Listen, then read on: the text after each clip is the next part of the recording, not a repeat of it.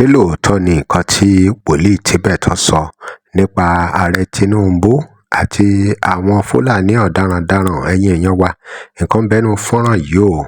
Kí ni bàbá ẹ̀ rí tí wọ́n fi ní 200 àti 200 àti 500 ààrẹ Tinubu pé wọn ò lè yí àwọn kan lọ́kàn padà ní Nàìjíríà yìí? Kí ló fà á? Kí ló dé tó ṣe rí bẹ́ẹ̀? Wọ́n yànnàná ọ̀rọ̀ o, wọ́n tú ọ̀rọ̀ palẹ̀, ó lágbára. Kí ni wọ́n sọ nípa ọ̀rọ̀ insecurity ẹ̀yin èèyàn wa? Ọ̀rọ̀ jáde o lóríṣiríṣi nípa àwọn Fúlàní ọ̀daràndaràn ẹ̀yin èèyàn wa. Báwo ló ṣe máa jẹ́? Ẹ gbọ́ ẹ̀kúnrẹ́rẹ́ lẹ́nu bàbá yìí o. Wọ́n tún tú ọ̀rọ̀ palẹ̀ lẹ́ǹkan sínú fọ́nrán yìí. Ẹ jábọ̀.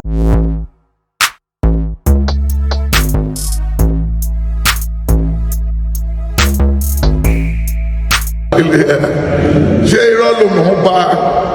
Ṣé jìbìtì ló ṣe ń ṣe? Òun ló bá ẹ̀ dàgbà. It said in the book of Daniel 3 verse 16. Nígbà tó máa dé sàlẹ̀ ó láwọn ta kó sínú náà yọ ni wọn ò jóná. Ó ní padà lọ kó àwọn tó dìtẹ̀ mọ́ tó parọ́ mọ́ wọn wá. Tí wọ́n rò kó ṣe máa dá wọn mọ̀ pé kò lè dá.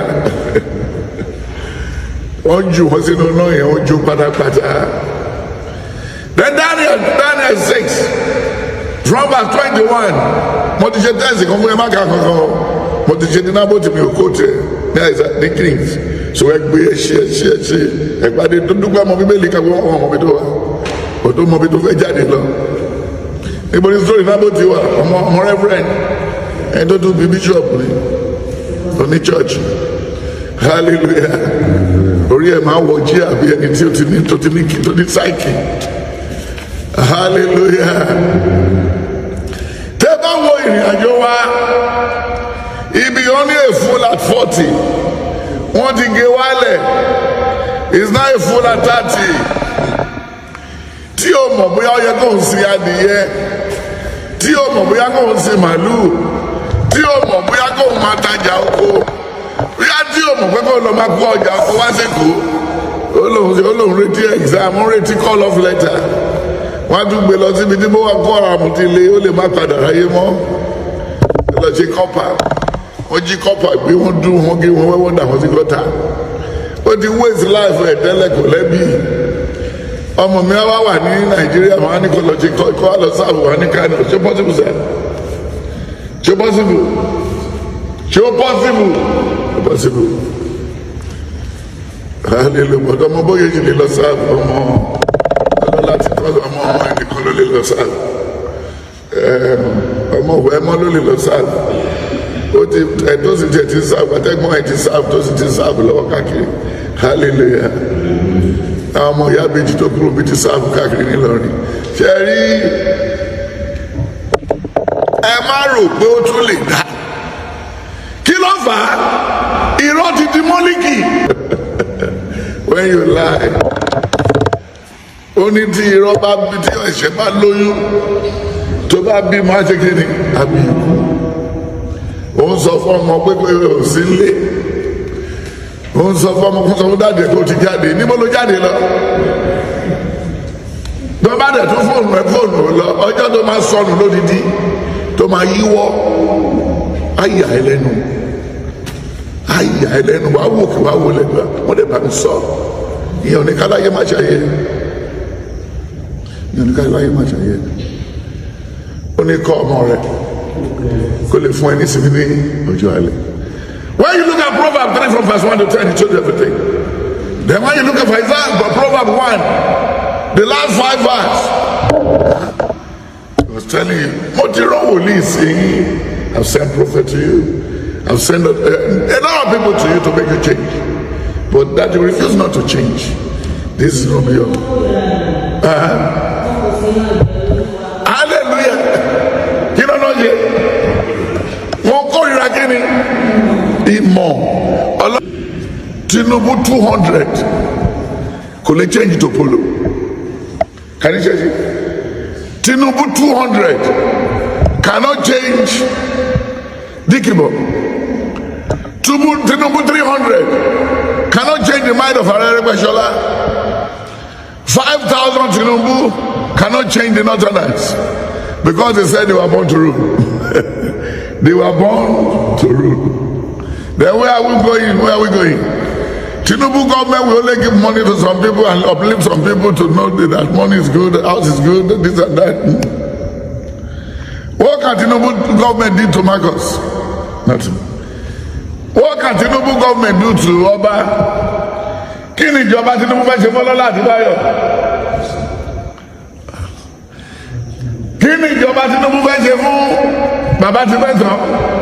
Ó wà kán mọ́ oúnjẹ lọ́lẹ̀ kó jẹ díẹ̀ tí tó máa fi kú ọlá òṣèlú kan kó ra géṣà kó ra gbogbo ẹ̀ kó ṣe light kó ṣe concussion báyìí ilé for 48-74 ó ṣe ráìsì àsìpọ̀ orí pé wọ́n ti bàjẹ́ kò sẹ́jà fi ẹran ẹyin kan fi ṣe gbogbo ẹ̀ ọmọ mẹ́jọ àníkí tí wọ́n ti lọ kọ́ṣẹ́ ń fẹ́ ṣe bí àwọn ọlọ́lá tó ti rìtáyà ìyá mú ẹ gbogbo irun abẹ́ ẹ máa rí dànù ìyá mú ẹ bẹ́ẹ̀ gbé yọ̀ọ́ má di ẹnu àgọ́ ni hallelujah èmi kọ́ ló máa ṣe ìwọ nìkan ló máa dá dúró ní afọ́tò ẹ̀ ṣé èèyàn méjì máa ya pásítọ̀tù pọ̀ ṣé èèyàn méjì máa ya pásítọ̀tù pọ̀ hallelujah. When you look at the book of 2 Samuel 11 1 to 10, 2 Samuel 12 from verse 4 to 13, 2 Samuel 18 from verse 10 to 13. Then when you look at the book of Acts of the Apostle 5, Acts of the Apostle 16 from 4 to 10. Then when you look at the book of Acts of the Apostle 23 from verse 13. Kò ṣe kí ni kò dá fún mọ́. Tó bá wà nípò kan lẹ́nìí, rántí bó ṣe débẹ̀.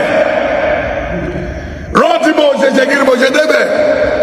Bọ̀dí rúdọ̀dọ̀ wa kò sí nǹkan míì torí àjìyà débẹ̀ ní apẹ́ ká tó lè ṣubú.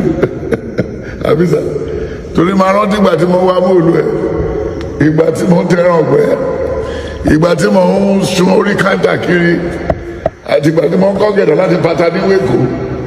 Àtìgbà tí mo tẹran ọgbẹ́ àti ọ̀gẹ̀dẹ̀ fún jẹ́rátì àtìgbà tí mo ṣe pest control lẹ́ẹ̀ma tó wà máa rò pé tóbi yẹn bá ti ẹ̀kọ́ kí ṣóun ló máa kọ́ bọ́ṣọ àbí kí pé mọ́mí tó bá kó wá dúró síbẹ̀ àbí kó má bàa ṣe mí níkà torí mi ò mẹ́rin tó ń gbẹ́ kòtò yẹn lọ tẹ́lẹ̀ tó filẹ̀ àbí kò yẹ mi ò rò pé gẹ́gẹ́ bí nǹkan tó fi hàn mí lóru mi ò rò pé tó lè dà mọ́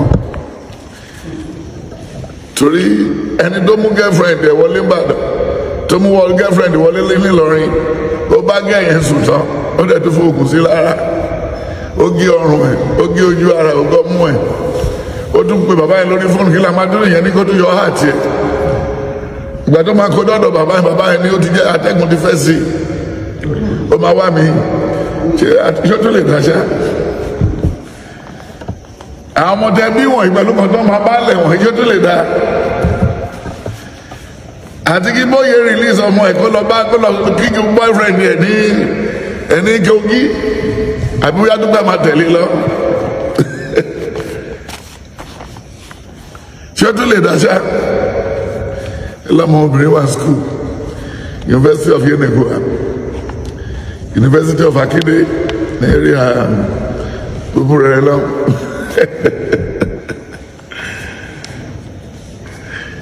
ayé ti gbóná kọjá tó tẹ́lẹ̀ ayé ṣe kí ni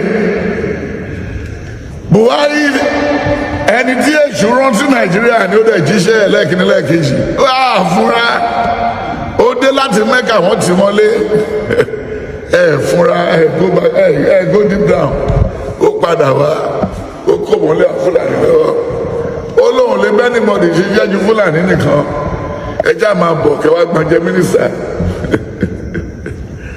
àkòrò pé gẹ́gẹ́ bí a ṣe wò kò jọ bẹ́ẹ̀ ni pé ó tún lè ṣe kíni ó tún lè dá tó bá wo church ní Chicago church ní New York gbogbo church Nàìjíríà ti gbẹ gbogbo àwọn tó jòkó síbẹ̀ tó ń dáwọ́ ọ̀fẹ́ wọn níwèé tí Donald Trump bá mú wọn lọ́dún mẹ́rin tó kù yìí ẹ̀sà Ghana náà máa já wọn sí ṣé ó tó rò kó tó lè dá kí náà bá lọ síbẹ̀ tẹ́lẹ̀ àwọn rò kó máa dá ó dàbẹ́ ẹni tọ́mọ ẹ wà South Africa tó lọ́mọ wà lóyìnbó ọmọ ẹni tọ́mọ ẹ wà Libya olówó aláwòye níbo ló wà yìí, níbo làwé wà.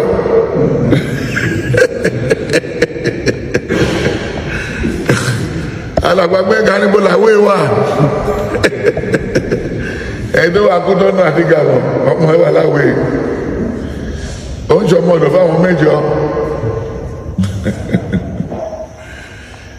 kò tún lè ṣe kí ni kò lè dájú bó ṣe wà yìí ó ti lọ. ọlọ́lá éka oko mélòó ló lè ro tó bá lé ẹ̀kọ́ òlé kan tó bá fi pé òkè Sanwó-Olú kan ní wàá kúrò bí bàbá lọ.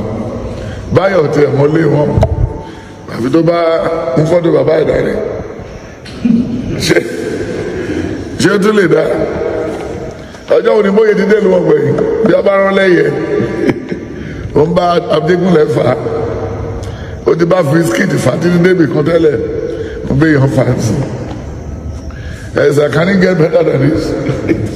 It could be worse than this. It could be worse than this. Hallelujah. wọ́n ní dá mi jáde lálẹ́ àná lọ́wọ́ àkànrà owó ti tẹ̀ lọ́wọ́ 15,000 ti tẹ̀ 20,000 ti tẹ̀ lọ́wọ́ ó ń tẹ̀lé bí bàbá ó ń tẹ̀lé bẹ́ẹ̀ tó tẹ̀ clutch ìgbà wọn lọ́wọ́ tuntun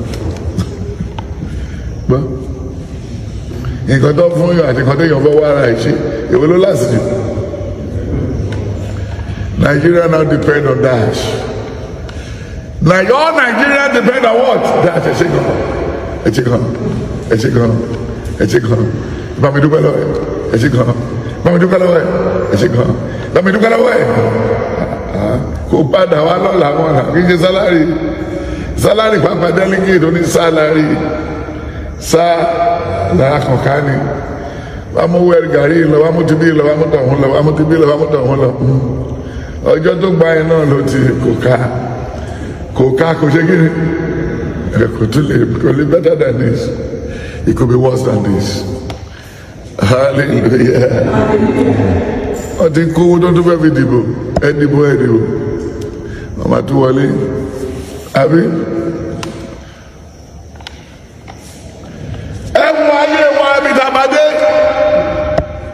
àwọn obìnrin ò lè kúnlẹ̀ dáadáa mọ́ bá fẹ́ kúnlẹ̀ tó fẹ́ balẹ̀ àwọ̀ ẹ mọ́ àwọn ìyàwó bóyè kí ló ń kí ní èjì wọn bí ìlànà mi ò sọmọdé ọmọ èjì mi o I'm close to 60 kí náà rí tó 60 lára ẹ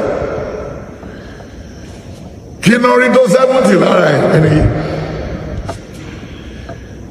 mo mìíràn tí àǹtí kan tó wà lọ́dọ̀ wa ń gbé àǹtí sòlé àǹtí wólímà bàbá irọ́ tó wà lórí ẹ̀jú tó ọmọ 13 years ó yẹ eruku ni ó ti gba degree.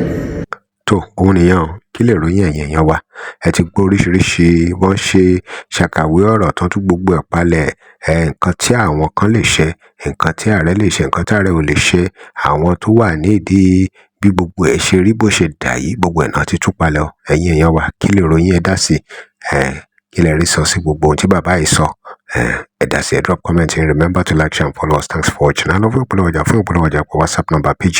tẹ́ ẹ bá lè rí àmì ṣe gbogbo ogun tó lóhùn ní gbọ́ tó lóhùn ní gbà lórí ayé yín iná agbára ọlọ́run máa jó dànù kí lè nǹkan tẹ̀ ń là kọjá tó dàbí pé ẹ ti wá ọ̀nà àbáyọ ṣùgbọ́n tí ẹ ti rí ọ̀nà àbáyọ ẹ ti pàdé wòlíì yín ló fà ṣùgbọ́n arán mi sí ọ lónìí dádì arán mi sí ọ lónìí mọ́mì olúwa lòun fẹ́ ṣe nǹkan ńlá nínú ayé yín olúwa sọ wípé gbogbo tẹ̀ ń là kọjá yín òun fẹ́ fi òpin sí kí nìkan tẹ̀ ń là kọjá lórí ìgbéyàwó ni lórí ọmọ ni lórí iṣẹ́ ni níbi gbogbo ni bóyá ogun kan ló dàbí pé ogun yẹn le ẹ ti gbìyànjú kò tí ì sí ọ̀nà àbáyọ ẹ jẹ́ àjọ gbàdúrà ẹ jẹ́ àjọ wọ ojú olúwa kí làṣírí ogun yẹn gangan ẹ jẹ́ àjọ wádìí lọ́wọ́ ọlọ́run ká dẹ̀ mọ ọ̀nà àbáyọ ẹ̀rọ ìbánisọ̀rọ̀ tẹ́ fi pè mí fún àdúrà àti ọ̀nà àbáyọ òun náà ni +234 70 25 47 5427 +234 70 25 47 5427 bẹ́ẹ̀ ṣe ń pè mí fún àdúrà lórúkọ Jésù ẹ máa rí ìyanu